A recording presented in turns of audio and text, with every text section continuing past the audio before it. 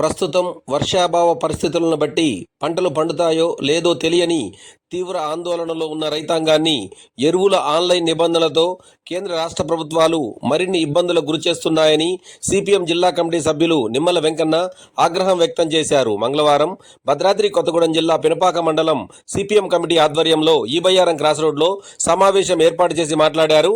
ఇప్పుడు ఆయన మాటల్లో విందాం.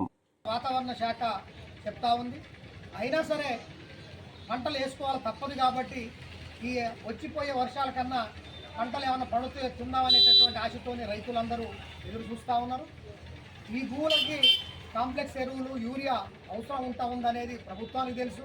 అది వేయకపోతే పంటలు పండవనే సంగతి కూడా ప్రభుత్వాలకి తెలుసు.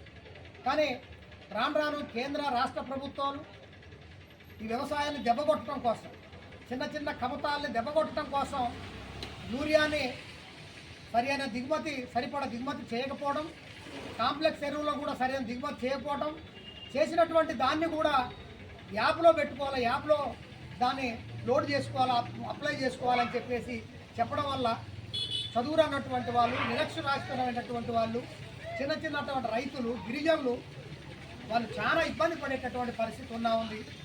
వాళ్ళు రాను రాను వాళ్ళ భూమిని అమ్ముకోవడమా లేకపోతే వ్యవసాయాన్ని చేయకుండా మానుకోవడం అనేది పరిస్థితి వస్తూ ఉంది. కాబట్టి ఇది ప్రభుత్వాలకు తగదు అని చెప్పేసి సిపిఎం పార్టీ తరఫున తెలియజేస్తాం. ఇకపోతే ఎవరికన్నా రైతులకు వ్యవసాయానికి కావాల్సి ఎరువులు సంబంధించినటువంటి కావాల్సి ఉంటే యాప్లో బుక్ చేసుకోవాలంటా ఉన్నారు.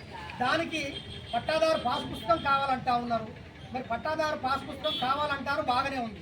మరి పట్టాదారు పాస్ పుస్తకం లేనటువంటి వాళ్ళు మరి ఏం తీసుకుపోవాలా అది ప్రభుత్వం చెప్పట్లేదు. అందరికీ పాస్ పుస్తకాలు ఇచ్చిన తర్వాత ఏంటి మీరు అప్లై చేసుకోండి, పాస్ పుస్తకాలు తేండి అంటే వాళ్ళు తెచ్చి చూపెడతారు. కానీ ఆ పాస్ పుస్తకాలతో అప్లై చేస్తారు. మీరు ఏ యాప్ అయితే చెప్పారో దాన్ని అప్లై చేస్తారు.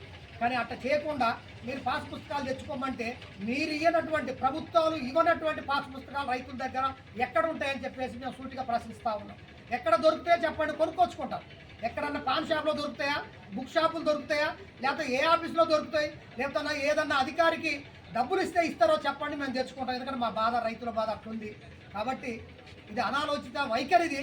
అందుకోసమే ఈ ఎరువులు ఇక్కడ ఉన్నటువంటి యూరియా కానీ లేకపోతే కాంప్లెక్స్ సంబంధించినటువంటి ఎరువులు అక్కడ ఉన్నటువంటి వ్యవసాయ శాఖ అధికారి స్వయంగా పరిశీలించి ఎన్ని ఎకరాలు వ్యవసాయం చేస్తాడో, ఎంత అవసరం ఉంటుందో రికమెండ్ చేస్తే ఇచ్చేటటువంటి పద్ధతి ఉండాలి తప్ప ఈ తుగ్లకు ఆలోచనలు చేయటం అనేది ప్రభుత్వానికి తగదు.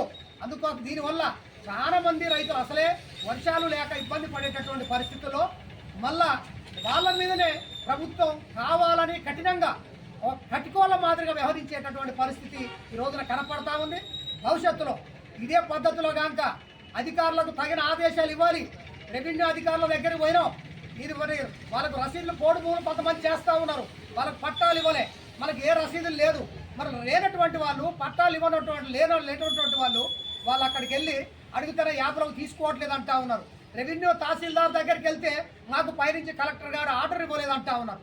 ఆర్డర్ ఇవ్వలేదని చెప్పేసి తహసీల్దార్ గారు చెప్పి తీసుకురమ్మని వ్యవసాయ శాఖ అధికారులు చెప్తే వాళ్ళు ఎక్కడ తీసుకొస్తారని ఇంకిత జ్ఞానం లేదా? అధికారులు మీరు ఆలోచించరా?